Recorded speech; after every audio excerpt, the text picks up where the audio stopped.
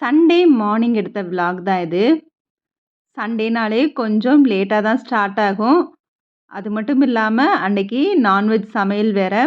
அதுலயும் மொத நாள் இந்த மாரி கிச்சன வந்து கிளீன் பண்ணாம வச்சிருந்தா எப்படி வந்து ரணகலமா இருக்குமோ அப்படித்தான் இருக்குது. ஸோ வேற வழி இல்ல. நாம தான் இழுத்து போடுறோம். நாம தான் கிளீன் பண்ணி ஆகணும். ஸோ அந்த மாதிரி இழுத்து போட்டதெல்லாம் இன்னைக்கு ஏதோ பரவாயில்லன்னு நான் நெனைக்கிறேன். ஒரு சில நேரம் வந்து இத விட ரொம்ப ரணகலமா இருக்கும். ஆனா, பல வீடியோஸ்ல சொல்லியிருக்கேன். முன்ன இருந்த அளவுக்கு நான் இப்ப கொஞ்சம் பரவாயில்லன்னு சொல்லி, ஓரளவு நல்லா மெயின்டெயின் பண்ண ஸ்டார்ட் பண்ணிட்டேன். என்ன வீக்லி வந்து ஒரு 4 டேஸ் வந்து கொஞ்சம் கரெக்ட்டா இருந்தாலும், ஏதாவது ஒரு 2 நாள் வந்து இந்த மாதிரி ஆயிருது. ஸோ, அந்த நேரம் வந்து நம்மளால வந்து அத அவாய்ட் பண்ண முடியல. எப்படிதான் வீக் ஃபுல்லா சில பேர் வந்து எப்பவுமே வந்து வீட்ட வந்து நீட்டா வச்சிருக்காங்கன்னு தெரியல. அதையும் கொஞ்சம் கொஞ்சமா வந்து லேர்ன் பண்ணி அத வந்து சேஞ்ச் பண்ணணும். ஆனா, கண்டிப்பா வாரத்துல ஒரு 2 நாளாவது எனக்கு வந்து இந்த மாரி கிச்சன் ஆயிரும். சோம்பேறித்தனம் எப்படியாவது வந்து எட்டி பாத்துருது. ஆனா, முன்ன இருந்ததுக்கு பரவாயில்லையே அப்படின்னு சொல்லி நானே வந்து ஷோல்டர் தட்டி குடுத்து, இப்போ ஓகே அப்படிங்கிற மாதிரி வந்து மூவ் ஆயிட்டு இருக்கிறேன். லேட்டா எழுந்ததுனால சமைக்கிறது இன்னும் கொஞ்சம் லேட் பண்ணோம்னா, அப்படியே வந்து ரொம்ப டிலே ஆயிரும். அப்புறம் மார்னிங் பிரேக்ஃபாஸ்ட் குடுக்க முடியாது. லஞ்ச் தான் குடுக்க முடியுங்கிறதுக்காக, ஃபர்ஸ்ட்டு வந்து சமையல வந்து கவனிக்க ஆரம்பிச்சேன். மட்டன் வேகுறதுக்குள்ள அதுக்கு மசாலா அரைக்கிறதெல்லாம் வந்து ரெடி பண்ணி வச்சுட்டேன். ஸோ மட்டன் குக் ஆகுறதுக்குள்ள கொஞ்சம் கொஞ்சமா வந்து கவுண்டர் டாப்ப வந்து கிளீன் பண்ணிக்கலாம் அப்படிங்கிற மாதிரி வந்து கிளீன் பண்ண ஸ்டார்ட் பண்ணிட்டேன். மட்டன் வேகுறதுக்கு இன்னொரு சின்ன டிப்ஸ் என்ன அப்படின்னா, எல்லாருமே ஹை ஃப்ளேம்ல வச்சு நெறைய விசில் விடுவோம். ஏன்னா, சில மட்டன் வந்து வேகுறதுக்கு டைம் எடுக்கும். அதுக்கு பதிலா ஒரு சவுண்ட் மட்டும் ஹை ஃப்ளேம்ல வச்சுட்டு, அதுக்கப்புறம் வந்து ஃபுல்லா வந்து சிம்ல வச்சுட்டு 2 சவுண்டு விட்டாலே மட்டன் நல்லாவே வெந்து வந்துரும். நான் எப்பவுமே மட்டன குக் பண்ணிட்டு, அதாவது அதுலருந்தே சூப் தண்ணியெல்லாம் எடுத்துட்டு, அதுக்கப்புறம் தான் வந்து அதில அரைச்ச மசாலாலாம் சேர்த்து கூட்டி வைப்பேன். ஸோ இப்போ வந்து மட்டன் வேகுறதுக்குள்ள கவுண்டர் டாப்லாம் கிளீன் பண்ணலான்னு சொல்லி தான் கிளீன் பண்ணிட்டு இருக்கிறேன். எடுத்தோனே பாத்திரம் கழுவுறதுக்கும் வந்து போக வேணாம். எப்பவுமே வந்து இந்த மாரி கிளம்ப்ஸியா இருந்துச்சுன்னா, கவுண்டர் டாப்ப வந்து கிளீன் பண்ணுங்க. அப்பதான் அங்கங்க ஏதாவது கழுவுறதுக்கு பாத்திரம் இருந்தா கூட மொத்தமா அத வந்து சிங்க்ல போட்டுட்டு, அதுக்கப்புறம் வந்து பாத்திரம் விளக்குற வேலைய மட்டும் பார்க்கலாம். இல்லன்னா அப்பப்ப நம்ம வந்து அத எடுத்துக்கிட்டே பாத்திரத்த கழுவுற மாதிரி ஆயிரும். ஸோ ஒவ்வொரு ஏரியாவா வந்து நான் வந்து கிளீன் பண்ண ஆரம்பிச்சேன். ஃபர்ஸ்ட்டு வந்து இந்த சைடு தான், அதாவது ஸ்டவ்வுக்கு ரைட் சைடுல தான் வந்து நான் வந்து கிளீன் பண்ணேன். அத ஃபுல்லா வந்து கிளீன் பண்ணியாச்சு. அடுத்ததா, அடுத்த ஏரியா எது சிம்பிளோ, அத வந்து ஃபோக்கஸ் பண்ணலான்னு சொல்லிட்டு இங்க வந்துட்டேன். இங்க வந்து ரொம்பலாம் கிளம்ப்ஸியா இல்ல. இந்த இதில வந்து நான் வந்து தேங்காய் எடுத்து போட்ட அந்த சிரட்டை, அதுக்கப்புறம் பிளாஸ்டிக் இதெல்லாம் எங்களுக்கு வந்து பிரைஸ்க்கு வந்து எடுப்பாங்க. ஸோ எதுக்கு இந்த மாதிரி வந்து வேஸ்ட் பண்ணணும் அப்படிங்கிறதுக்காக இத வந்து தேவையில்லாத பிளாஸ்டிக் எல்லாம் ஒரு சாக்கு பையிலயும், சிரட்டையெல்லாம் ஒரு சாக்கு பையிலயும் வச்சு, அந்த சாக்கு பை ஃபுல்லா நெறஞ்சதுக்கு அப்புறமா அந்த பிளாஸ்டிக்கையும் சிரட்டையும் வந்து போட்டுருவோம். சிறு துரும்பும் பல்குத்த உதவுங்கிற மாதிரி முடிஞ்ச அளவுக்கு எதையுமே நான் வந்து வேஸ்ட் பண்றது கிடையாது. தக்காளியுமே கொஞ்சம் வந்து ஏதாவது டேமேஜா இருந்தா, அதையும் வந்து நான் எடுத்து வச்சுட்டு, அத வந்து ஃபேஸ் பேக்காக யூஸ் பண்ணுவேன். மொத்தமா வந்து அத வந்து உடனே டஸ்ட்பின்ல தூக்கி போட மாட்டேன். எப்பவுமே எங்க வீட்ல இருக்கிறது வந்து இந்த சேமக்கிழங்கு. ஒரு சில நேரம் வந்து வெஜிடபிள்ஸ் சாப் பண்ண நம்மளுக்கு டைம் இருக்காது. மார்னிங் குக் பண்றப்ப, அப்ப வந்து இத வந்து நான் ஈஸியா ரெடி பண்ணி போட்டுருவேன். வெஜிடபிள்ஸ் வாங்கலனா கூட, இத வந்து நான் ஒரு நாளைக்கு வந்து காயா யூஸ் பண்ணிக்குவேன். ஸோ எப்பவுமே வந்து சேமங்கிழங்கு வாங்கி வச்சுருவேன். அது எப்பவுமே வாங்குனோனே ஃப்ரெஷ்ஷா யூஸ் பண்றதுக்கு பதிலா, நல்லா காய வச்சுட்டு யூஸ் பண்ணா தான் நாக்கரிக்காது. ஸோ இந்த ஏரியா ஃபுல்லா கிளீன் பண்ணிட்டு, அந்த தேங்காய் துருவிலாம் நல்லா வந்து கிளீன் பண்ணி முடிச்சுட்டேன். ஸோ இந்த ஏரியாவும் நல்லாவே வந்து கிளீன் ஆயிருச்சு. அப்புறம் வெங்காயம் கட் பண்ணி வச்ச வேஸ்ட்லாம் இருந்துச்சு. ஸோ அதெல்லாம் எடுத்துட்டு வெங்காயத்தையும் வந்து இருந்த இடத்துலயே ஸ்டோர் பண்ணிட்டேன். எப்பவுமே வந்து வெங்காயம், வெஜிடபிள்ஸ் இந்த மாரி சாப் பண்றப்ப, நம்ம அப்படியே கவுண்டர் டாப் மேலேயே வந்து கட் பண்ணி போடுறதுக்கு பதிலா, ஒரு வேஸ்ட் பாக்ஸ் மாரி எடுத்து வச்சு, அதில நம்ம வந்து கட் பண்ணி போட்டு, கடைசியா அத வந்து கார்பேஜ்ல வந்து கொட்டிறலாம். அது மட்டும் இல்லாம, ஒரு சில நேரம் காய்கறிகள், இந்த மாரி வெங்காயம் இதெல்லாம் வந்து கீழ நல்லா வந்து சம்மணம் போட்டு உட்காந்து நான் வந்து சாப் பண்ணுவேன். ஏன்னா, நம்ம வந்து இந்த மாதிரி வந்து கீழ நல்லா சம்மணம் போட்டு உட்கார்றது இப்பலாம் ரொம்பவே ரேர் ஆயிருச்சு. மேக்ஸிமம் வந்து சேர தான் நம்ம யூஸ் பண்றோம்.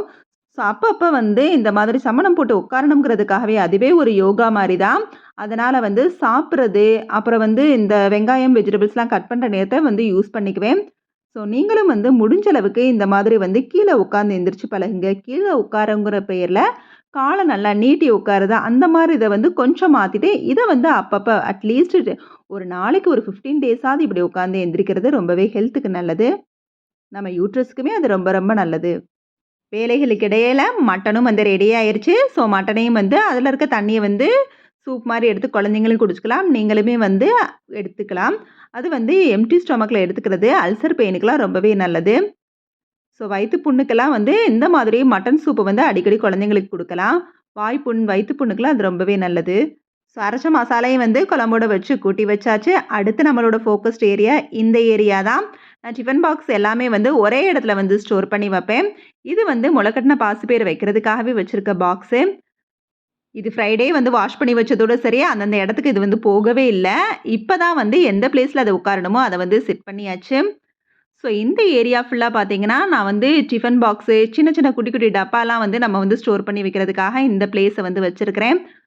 ஸோ இந்த மாதிரி நம்ம சின்ன சின்ன டப்பா ஸ்கூலுக்கு அதிகமாகவே யூஸ் பண்ணுவோம். காய் வச்சு குடுக்குறது, இல்ல ஸ்நாக்ஸு, பயிறு வேக வச்சு அது வைக்கிறது, இந்த மாதிரி சின்ன சின்ன பாக்ஸ் எல்லாம் இப்படி ஒரு பெரிய கண்டெய்னர்ல வந்து நம்ம ஸ்டோர் பண்ணி வச்சுட்டோம்னா, அது அங்கங்க கலைஞ்சு போய் அசிங்கமா இருக்காது. சிம்பிளா ஒரு ஆர்கனைஸ்டா வந்து இருக்கும். பார்க்கவும் நீட்டாயிரும்.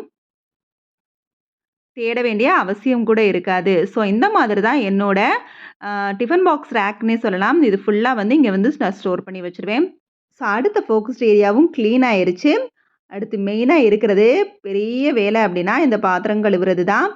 எனக்கு இந்த பாத்திரம் கழுவுறத விட, அத வந்து கழுவி வச்ச பாத்திரத்த எடுத்து வைக்கிறது தான் பெரிய வேலையேன்னு நெனப்பேன்.